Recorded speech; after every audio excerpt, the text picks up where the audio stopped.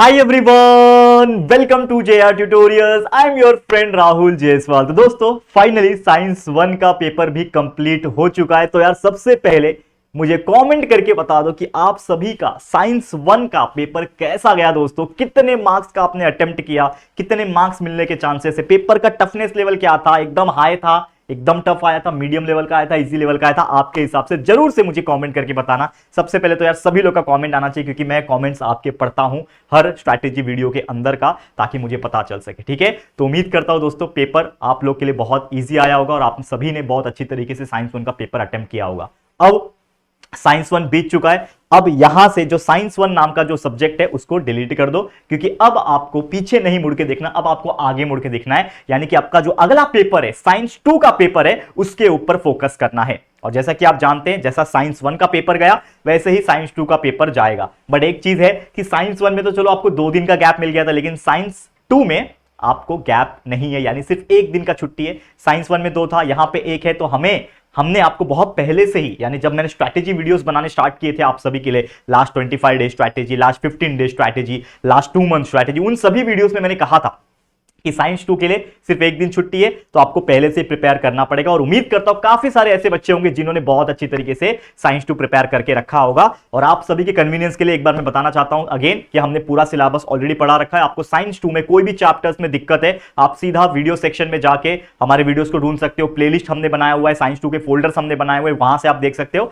या फिर सबसे बेस्ट तरीका, एकदम ओल्ड तरीका, ट्रेडिशनल तरीका क्या है कि यूट्यूब पे जाओ, सर्च करो, मान लो आपको चैप्टर नंबर 2 पढ़ना है तो सीधा टाइप करो life processes in living organism part 1 by JR tutorials, आपको हमारे वीडियो मिल जाएंगे। तो इस तरीके से आप ढूंढ सकते हो। बस keep watching and keep learning hard. साथ ही में उड़ान बैच भी पढ़ाया हुआ है, पिछले साल भी 2023 में पढ़ाया था, इस बार 2024 में पूरा फरवरी में लाइव रिवीजन उड़ान बैच हुआ है दोस्तों, उड़ान बैच 2.0। तो वहां से भी वन शॉट तरीके से आप सारे वीडियोस देख के कंसेप्ट क्लियर कर सकते हो, क्योंकि science 2 is all about concept. Science 1 में चीजें लर्निंग ज्यादा इंपॉर्टेंट थी, साइंस 2 में कंसेप्ट ज्यादा इंपॉर्टेंट है, क्योंकि चीजें याद रहेगी ऑटोमेटिकली आंसर लिख के आ जाओगे। तो चलिए आज फिर से मैं आपके लिए अगेन लेकर आ गया हूं स्ट्रैटेजी, लर्निंग स्ट्रैटेजी वीडियो। हमेशा की तरह हर एग्जाम के स्टार्ट होने के पहले मैं आप लोग के लिए स्ट्रैटेजी वीडियो लाता हूं, ताकि आपको एक पेपर फॉर्मेट डिस्कस करा सकूं, एक पेपर कैसे लिख सकते हो, कहां से क्या चीजें पूछी जा सकती है, आपको क्या करना है क्या नहीं करना, और साथ ही में कुछ प्लानिंग, और आप एक एवरेज अगर बच्चे हो तो कितने मार्क्स तक आप 40 में से स्कोर कर सकते हो। ये सभी बातें इस वीडियो के अंदर करेंगे। और अगेन हमेशा की तरह मैं बोलता हूं कि अगर आप कोई भी हमारे वीडियोस देखते हो तो आप 2x की स्पीड या फिर 1.5 1.75x की स्पीड से देख सकते हो, जिससे आपका कम समय में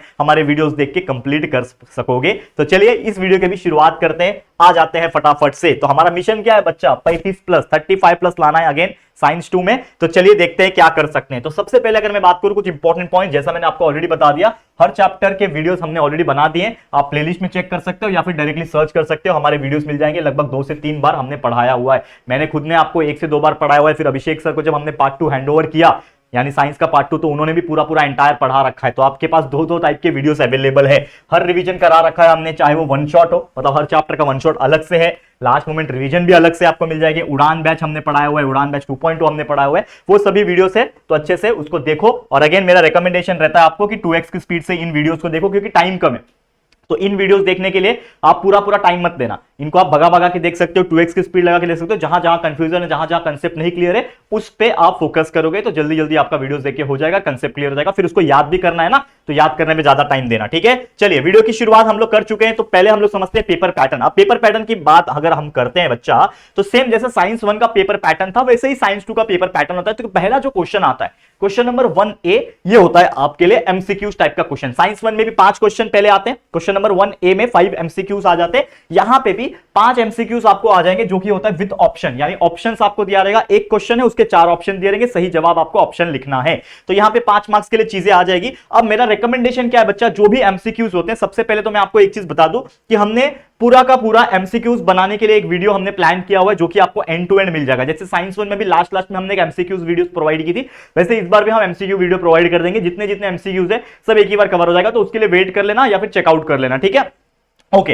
अब आपको करना क्या है कि जितने भी आपके टेक्स्ट बुक के पीछे, एक्सरसाइज के पीछे जो एमसीक्यूज होते हैं, उसको तो पहले आप एकदम अच्छी तरीके से कवर कर लो, ये हो गया। दूसरा, जितने भी एक्सरसाइज, जैसे मैं टेक्सचुअल एमसीक्यूज इसलिए बोल रहा हूं क्योंकि टेक्स्ट बुक के बीच में से भी बहुत सारे एमसीक्यूज पूछते हैं। तो जहां जहां आपको फैक्ट दिख रहे हैं, जहां जहां चीजें आपने पढ़ते समय अंडरलाइन की हो, वो सभी चीजें, कुछ इंपॉर्टेंट नेम्स होते हैं, वो सभी चीज को एक बार नजर घुमा लेना। इन शॉर्ट कहने का मतलब टेक्स्ट बुक पे एक बार नजर घुमा लेना, क्योंकि अंदर अंदर से बहुत सारे एमसीक्यूज बन सकते हैं। जितने भी फैक्ट्स है मैंने बोला, और आप चैप्टर्स को एक बार रीड कर लो, थोरोली रीड करने की जरूरत नहीं क्योंकि उतना समय है नहीं, एक ही दिन का समय है। तो आप एक बार सिर्फ नजर घुमा लीजिए, हर एक 10 चैप्टर जो है आपके पूरे पूरे एक बार नजर घुमा लोगे, मुश्किल से हाफ एन आवर लगेगा पूरा देखने में, तो आपको कुछ ना कुछ आपके माइंड में आ जाएगा।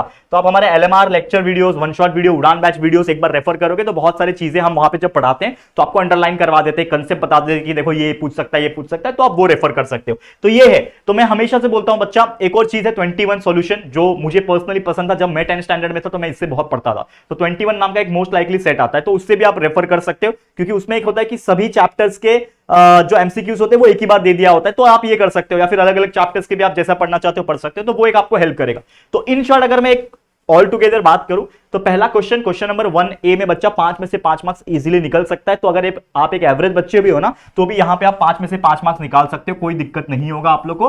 तो 5 में से 5 मार्क्स यहां पे आप स्कोर कर सकते हो, है कि नहीं? करोगे कि नहीं? डेफिनेटली करोगे। तो चलिए अब बढ़ते हैं हम लोग नेक्स्ट क्वेश्चन पे। तो अब आ जाता है आपका क्वेश्चन नंबर 1B। अब ये जो क्वेश्चन नंबर 1B होता है, ये होता है आपके लिए आंसर द फॉलोइंग, जिसमें आपको 5 मार्क्स से कंटेंट पूछते हैं, लेकिन ये पांचों क्वेश्चंस अलग अलग हो सकते हैं। यानी कि ये जो क्वेश्चंस हो सकते हैं ये डिफरेंट डिफरेंट टाइप के ऑब्जेक्टिव क्वेश्चन होते हैं। जैसे साइंस 1 में हमने देखा था कि ऑड मैन आउट आ सकता है, ट्रू और फॉल्स भी आ सकता है, मैच द फेयर भी आ सकता है, नेम द फॉलोइंग भी आ सकता है, कोरिलेशन भी आ सकता है, कुछ भी आ सकता है। सेम पैटर्न है भैया, कुछ फर्क नहीं। आपको ऑड मैन आउट भी आ सकता है, मान लो 3-4 ऑप्शन दे दिया, 4 में से कोई एक गलत आंसर है, ऑड मैन आउट है, वो लिख के दिखाओ, तो ऑड मैन आउट आ सकता है। कोई मैच द पेयर आ सकता है 1 मार्क्स के लिए, ट्रू और फॉल्स आ सकता है 1 मार्क्स के लिए, वन सेंटेंस यानी डेफिनेशंस वगैरह पूछ सकता है, फ्लो चार्ट दिया हुआ है बॉक्स बना के उसमें फिलअप करना है तो फ्लो चार्ट पूछ सकता है, कोरिलेशन पूछ सकता है, या फिर किसी का फंक्शन पूछ सकता है, जो भी चीज हो, ठीक है ना, सेल का पूछ लिया, माइटोकॉन्ड्रिया हो गया, ऐसे कई सारे और चीजें, ये तो मैंने बेसिक चीजें बताई है। तो इसमें से कुछ भी पूछ सकता है, 5 क्वेश्चन पूछेगा, हर क्वेश्चन का 1-1 मार्क्स, कुल मिला के आपको 5 मार्क्स मिल जाएंगे। तो एग्जांपल यहां पे हम डिस्कस करवा लेते हैं आपको, जैसे कि 2022 का हमने कुछ एमसीक्यूज लाया हुआ है जो आपको हेल्प करेगा, पिछले साल भी हमने बताया हुआ था यही चीज। तो अगर आप देखोगे तो क्वेश्चन क्या पूछा था, bones contain dash amino acid, उसमें 4 ऑप्शन दिए थे, मैंने डायरेक्ट आंसर लिखा हुआ है, ऑप्शन नहीं लिखा, क्योंकि मैं चाहता हूं कि आप लोग इसको याद ही कर लो तो बेटर होगा।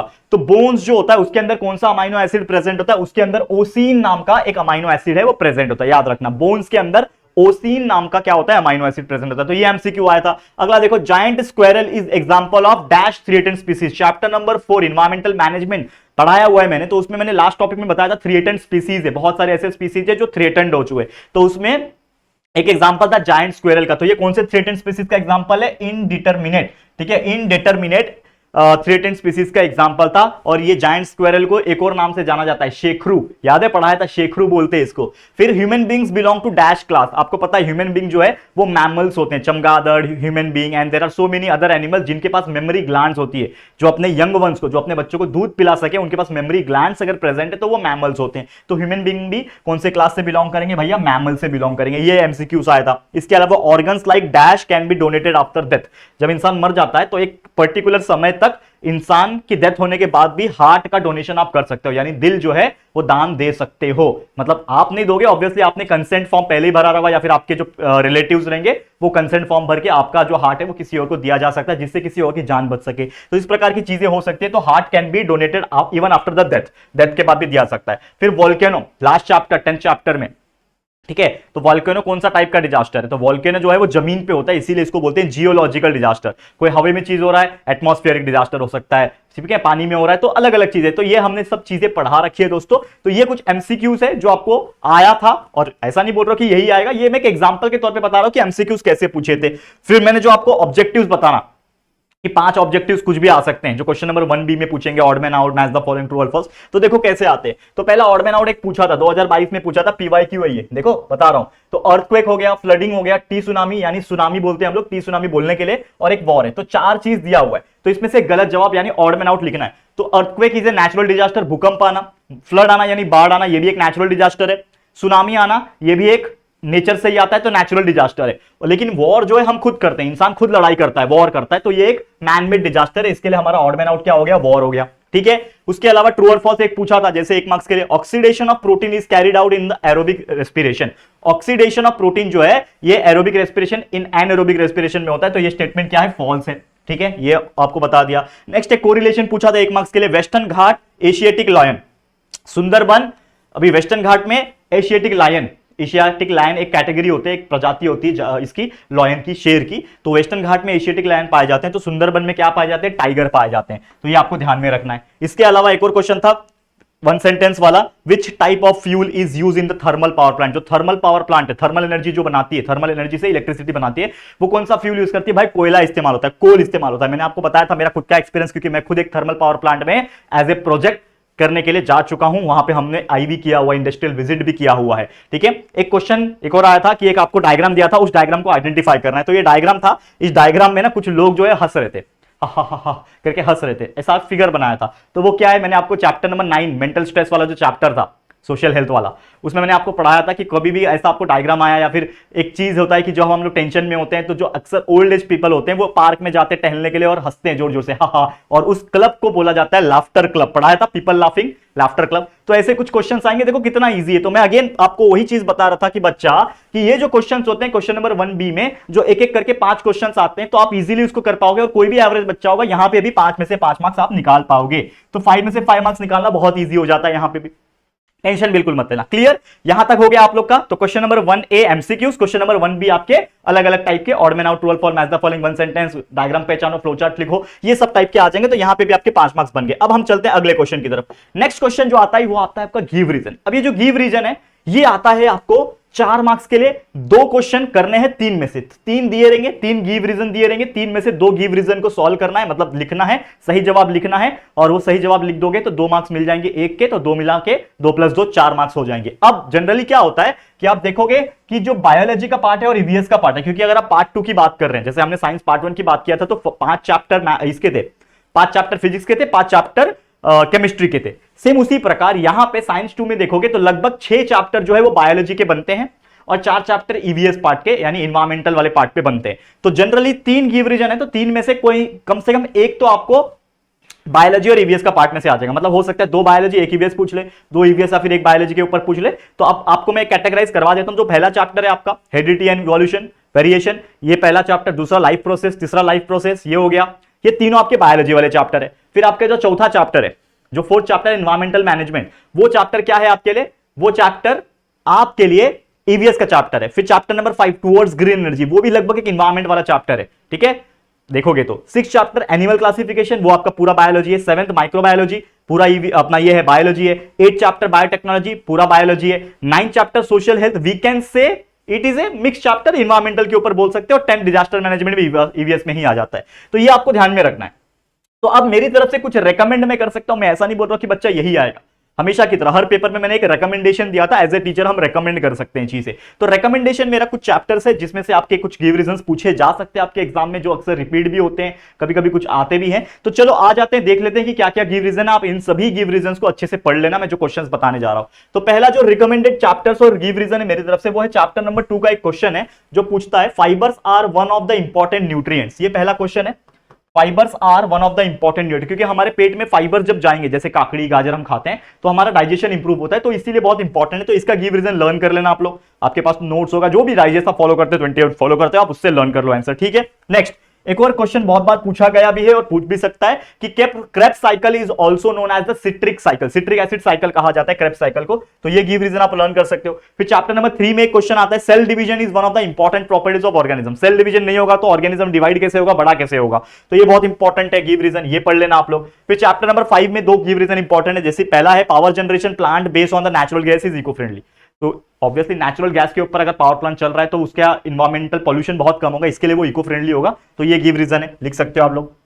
एक और चीज है, the construction of turbine is different for different power plant. हमने आपको पढ़ाया था कि जो भी पावर प्लांट है, चाहे वो थर्मल पावर प्लांट हो, चाहे वो न्यूक्लियर पावर प्लांट हो, चाहे नेचुरल गैस पावर प्लांट हो, चाहे वो हाइड्रो इलेक्ट्रिसिटी वाला हो, चाहे विंड टर्बाइन वाला हो, हर एक में टर्बाइन की जो शेप्स है वो अलग अलग होते हैं, बिकॉज उनका जो यूसेज है जो है वो अलग अलग है, कैपेसिटी जो है वो अलग अलग है, इसके हिसाब से टर्बाइन अलग अलग होते हैं। तो ये गिव रीजन लर्न कर लो। फिर चैप्टर 6 एनिमल क्लासिफिकेशन में एक बहुत इंपॉर्टेंट गिव रीजन है, all vertebrates are chordates but all chordates are not vertebrate. हर जो वर्टिब्रेट्स होता है वो कॉर्डेट्स होता है, ऑब्वियसली, क्योंकि ऑब्वियसली जो भी वर्टिब्रेट्स है उनके पास वर्टिब्रल कॉलम है, और ऑब्वियसली कॉर्डेट्स के पास वर्टिब्रल कॉलम रहता है, लेकिन हर कॉर्डेट्स जो होते हैं वो वर्टिब्रेट्स नहीं होते, क्योंकि कुछ कॉर्डेट्स ऐसे होते हैं जिनके पास नोटोकॉर्ड जो होता है वो आधा प्रेजेंट होता है, या फिर मतलब मान लो पूरा प्रेजेंट नहीं होता, इस तरीके से तो वर्टिब्रेट्स नहीं हो सकते। ठीक है, एक क्वेश्चन है बैलेनोगलोसस, पढ़ाया हुआ है बैलेनोगलोसस, सैचुलोगलोसस। तो balanoglossus is a connecting link between the chordates and non chordate. Balanoglossus में आधी नोटोकॉर्ड प्रेजेंट होती है, पढ़ाया था ना, नोटोकॉर्ड आधा प्रेजेंट होता है,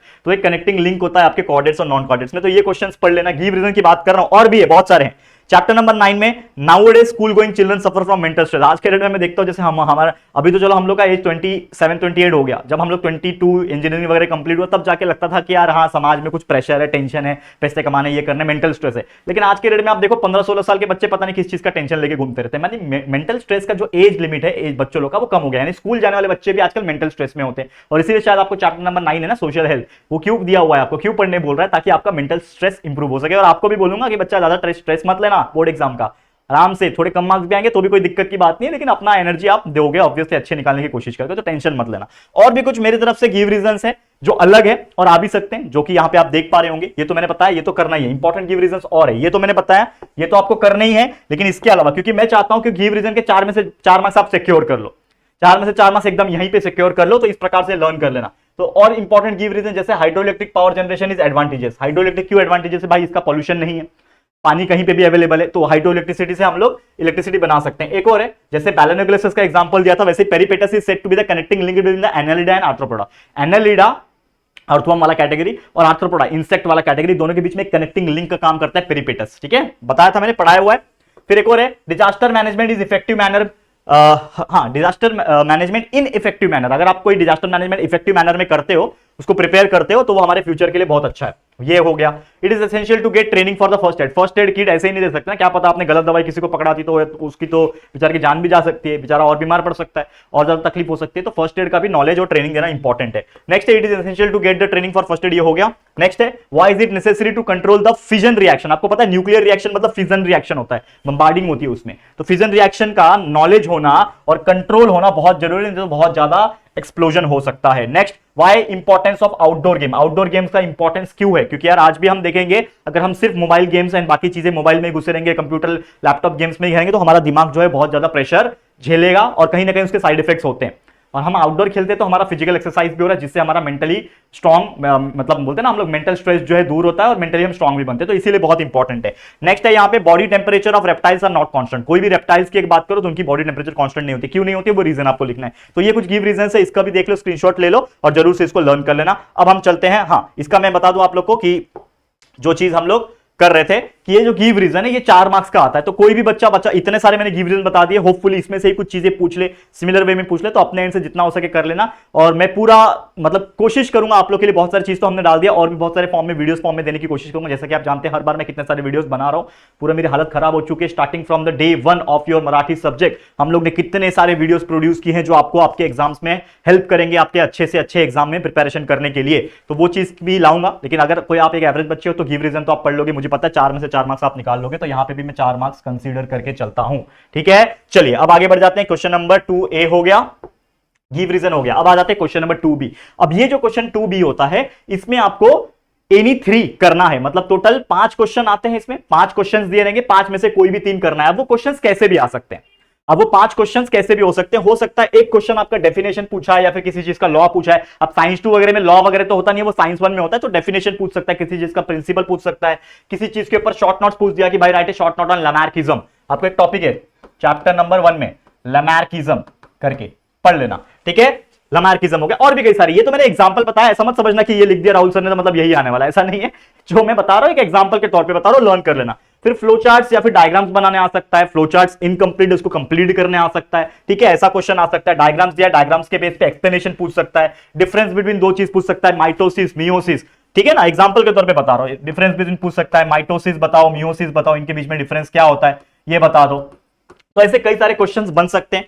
प्रॉपर्टीज, किसी चीज का प्रॉपर्टी पूछ लेगा, उसका यूज क्या है, उसके एडवांटेजेस क्या है, उसके डिसएडवांटेज क्या है, कोई भी प्रॉपर्टीज कोई भी चीज के ऊपर पूछ सकता है। गिव एग्जांपल, कोई चीज बोला है, आपको बोल रहा है कि राइट डाउन 4 एग्जांपल्स ऑफ कोडेटा, राइट डाउन 4 फाइलम्स, आप लिख सकते हो। तो ऐसे कुछ नाम लिखने बोल सकता है, या फिर कोई टॉपिक है, कोई ऐसा चीज है, उसके ऊपर एक्सप्लेनेशन शॉर्ट में करने बोल रहा है। तो ऐसे कुछ रैंडम क्वेश्चन 5 क्वेश्चन आपके आएंगे, वो 5 में से सिर्फ 3 को अटेम्प्ट करना है। कोई भी बच्चा अगर उसने अच्छे से पढ़ाई की है, 2-2 मार्क्स वाले क्वेश्चन के आंसर है आप इजीली लिख पाओगे। मैं बोलता हूं बच्चा 6 में से 6 मार्क्स निकालना यहां पे इजीली हो जाता है पॉसिबल। तो यहां पे 6 में से चलो कोई बच्चा का अगर मिस्टेक हो रहा है तो चलो मैं यहां पे 5 मार्क्स ही कंसीडर करता हूं, कोई 1-8 मार्क्स अगर आपके कट जा रहे हैं कोई दिक्कत की बात नहीं है, 5 मार्क्स तो आप इजीली निकाल लोगे, इतनी मेरी गारंटी है। समझ में आ रहा है? चलिए नेक्स्ट क्वेश्चन पे चलते हैं। ये हो गया आपका आंसर क्वेश्चन 2B वाला। अब आ जाता है असली खेल, क्वेश्चन नंबर 3। अब ये क्वेश्चन नंबर 3 जो होता है इसका मैं मान सकता हूं कि थोड़ा सा हल्का सा टफनेस लेवल होता है। क्यों? क्योंकि ये क्वेश्चन टोटल 8 क्वेश्चन आपको दिए हैं, टोटल 8 क्वेश्चन दिए हैं। उन 8 में से आपको 5 क्वेश्चन अटेम्प्ट करने हैं और हर 5 क्वेश्चन को मतलब हर एक क्वेश्चन को अटेम्प्ट करने का 3 मार्क्स मिलेगा, कुल मिला के हो जाएगा 15 मार्क्स। यानी क्वेश्चन नंबर 3 15 मार्क्स का क्वेश्चन आता है। ठीक है, अब ये जो 15 मार्क्स है मतलब 15 मार्क्स का टोटल वेटेज है, हर क्वेश्चन 3-3 मार्क्स का है, मतलब क्वेश्चन का लेवल भी थोड़ा टफ रहेगा, थोड़ा बड़ा रहेगा। तो कैसे क्वेश्चन आ सकते हैं? कोई टॉपिक को प्रॉपर एक्सप्लेन करने आ सकता है, क्लासिफाई विद डिटेल एक्सप्लेनेशन आ सकता है, कंप्लीट द डायग्राम, एक डायग्राम दिया, एक फ्लो चार्ट दिया, उसको पूरा प्रॉपर कंप्लीट करो, ऐसा कुछ डायग्राम्स बेस्ड क्वेश्चंस आ सकते हैं। फिर कंसेप्ट बताओ, उसका थियरी बताओ, उसके पैराग्राफ्स कंप्लीट करो, ऐसे क्वेश्चन आ सकते हैं। आंसर बेस्ड ऑन फिगर, एक फिगर दे दिया जाएगा, उसके ऊपर 3-4 सवाल पूछ लिया जाएगा, ऐसे क्वेश्चन आ सकते हैं। सजेस्ट रेमेडी और मेजर्स, कोई चीज का सॉल्यूशन, जैसे रेमेडी एंड मेजर्स आपके लास्ट चैप्टर में डिजास्टर मैनेजमेंट में आ सकता है कि मान लो कि कोई ऐसा डिजास्टर हो गया तो आप क्या कर सकते हो, क्या रेमेडीज कर सकते हो, what prevention measures you have to take care of. तो इस प्रकार से चीजें आ सकती है। एक्सप्लेनेशन ऑफ डायग्राम्स, डायग्राम दिया उसको एक्सप्लेन करो। तो ऐसे कुछ 5 क्वेश्चन, सॉरी माफ करना 8 क्वेश्चन, 8 में से आपको टोटल 5 क्वेश्चन आपको करने हैं, कुल मिला के आपको 15 मार्क्स मिल जाएगा। तो कोई भी 5 करने, तो बच्चा 5 में से आप 4 तो कर रहे हो, क्योंकि 8 क्वेश्चन में से 4 करना मतलब 50% करना, ये तो आम बात है और आप कर भी पाओगे। तो बच्चा अगर आप 4 क्वेश्चन भी सही करते हो, टोटल 8 में से 4 क्वेश्चन भी सही करते हो, तो 4 3 12 होता है, यानी 12 मार्क्स कोई भी बच्चा निकाल सकता है यहां पे, अगर उसने अच्छे से मेहनत करके पढ़ाई की है। तो नहीं की होगी कोई बात नहीं, वो तो आपके ऊपर है, लेकिन आप जितना मेहनत कर रहे होंगे उतना आपके रिजल्ट्स यहां पे बढ़ते जाएंगे। और ये मैं बात कर रहा हूं एक एवरेज बच्चे की, हमेशा की तरह मैं एवरेज बच्चे को कंसीडर करके चलता हूं। अगर कोई टॉपर होगा तो यहां पे वो 15 में से 15 में निकाल सकता है, कोई दिक्कत की बात नहीं है। तो एक आखिरी क्वेश्चन होता है हमारा, जो कि होता है answer any one, obviously answer any one. Question number 4 होता है आखिरी क्वेश्चन, जिसमें आपके 2 चीज दिए रहेंगे, एक आपके बायोलॉजी पार्ट से और एक आपके ईवीएस वाले पार्ट से। 5 मार्क्स का क्वेश्चन सीधा सीधा आ जाएगा। 2 क्वेश्चन, कोई भी 2 क्वेश्चन, दोनों में से सिर्फ एक करना है, एक आपके बायोलॉजी पार्ट में से, एक आपके ईवीएस पार्ट में से आ जाएगा। एक ही करना है, उसमें से एक करोगे, सीधा सीधा 5 मार्क्स मिल जाएंगे। कैसे क्वेश्चन आ सकते हैं? अब जैसे मैं एग्जांपल के तौर पे बता दूं कि आपका समझ लो अगर बायोलॉजी वाले पार्ट से आ रहा है तो आपका चैप्टर नंबर 1 2 3 6 7 8 ये सब आपके बायोलॉजी वाले चैप्टर है। वही अगर ईवीएस पार्ट में से पूछेगा तो chapter number 4, chapter number 5, chapter number 9, chapter number 10, इनमें से कोई क्वेश्चन पूछ सकता है। तो जरूर से इन चैप्टर्स के जितने भी बड़े क्वेश्चन टेक्स्ट बुक्स में एक्टिविटी बेस्ड क्वेश्चन दिखे, डायग्राम बेस्ड क्वेश्चन दिखे, ऐसे क्वेश्चन ज्यादा पूछे जाते हैं 5 मार्क्स वाले कैटेगरी में। तो जरूर से करना, और एक अलग से मैं वीडियो बनाने की कोशिश करूंगा, जैसे साइंस 1 के लिए मैंने दिया था मोस्ट इंपोर्टेंट 5 मार्क्स क्वेश्चन, उसी प्रकार यहां पे भी मोस्ट इंपोर्टेंट 5 मार्क्स क्वेश्चन में आने वाले मतलब टाइम में, जो भी आपका टाइम बच रहा है एक दिन का, उसके अंदर हम कुछ ना कुछ आपको प्रोवाइड तो करेंगे ही। तो हो सकता है मैं बना के दे दूं, आप एक बार हमारे वीडियो सेक्शन में चेकआउट करते रहना कि क्या क्या चीजें आपको मिल रही है, लाइव सेक्शन भी चेकआउट करते रहना, ठीक है। तो यहां पे भी बच्चा 5 में से आप 3 या 4 मार्क्स तो इजीली निकाल लोगे, मैं पूरा गारंटी के साथ बोल सकता हूं, ठीक है। चलो 4 मार्क्स आप निकाल पाओगे, तो 4 मार्क्स मैंने यहां पे लिख दिया, ठीक है। तो इस तरीके से आपका पूरा साइंस 2 का पेपर जो है वो कंप्लीट हो जाएगा, करेक्ट है। यहां पे कोई दिक्कत आप लोग को नहीं, ठीक है। अब समझ लो इतने सारी चीजें हमने लिख तो ली, इतने सारी चीजें समझ ली। अब यहां पे अगर आप एक ऐसे बच्चे थे जिन्होंने ये सब चीज अटेम्प्ट किया, तो आपको कितने मार्क्स मिल सकेंगे? 40 में से आप कितने मार्क्स स्कोर कर सकोगे? तो यहां पे उसको हम लोग टैली करने के लिए, कैलकुलेट करने के लिए यहां पे मैं आ रहा हूं फिर से। तो मान लो पहले क्वेश्चन जो आपका एमसीक्यू था उसमें से आपने 5 में से 5 निकाले थे, ठीक है, 5 में से 5 निकाले थे। क्वेश्चन 1B में ऑब्जेक्टिव वाले क्वेश्चन में भी 5 में से 5, यानी 10 मार्क्स आपके हो गए, टोटल 10 मार्क्स हो गए, ठीक है। अब गिव रीजन में दोनों गिव रीजन आपने सही लिखे, 4 में से 4 मतलब 14 मार्क्स यहां पे आपके हो गए, 14 मार्क्स हो गए। 14 मार्क्स के बाद यहां पे जो आंसर द फॉलोइंग 3 में से 2 करना था, ठीक है ना, सॉरी 5 में से 3 करना था, तो यहां पे आपने तीनों लिखा हुआ है, लेकिन हो सकता है चलो आधा 1 मार्क्स कट गया, तो 14 + 5 इज 19 मार्क्स, 19 मार्क्स आपके सिक्योर हो गए, ठीक है, 19 मार्क्स। और यहां पे 4 भी लिखोगे तो 12 मार्क्स मिलते हैं, तो 19 + 12 इज 31 मार्क्स हो गए। And last but not the least, आखिरी क्वेश्चन में 4 मार्क्स भी मिलते हैं तो होते हैं 35 मार्क्स, यानी आप can easily score 35 marks out of 40 marks in science 2। और हमारा मिशन भी वही था, अगर आप ध्यान से देखोगे तो हमारा मिशन जो मैंने आपको स्टार्टिंग में बताया कि आपका मिशन भी यही है, हमारे लिए भी मिशन यही है कि हर बच्चे को कोशिश किया जाए कि 35 प्लस मार्क्स निकाला जाए। और 35 मार्क्स निकालते हो आप यहां पे, मान लो कि आपने 35 मार्क्स यहां निकाला, साइंस 1 में भी लगभग हमने 35 का टारगेट पकड़ा, तो 35 + 35, और स्कूल में 20 में से 18 19 तो मिल ही जाता है दोस्तों।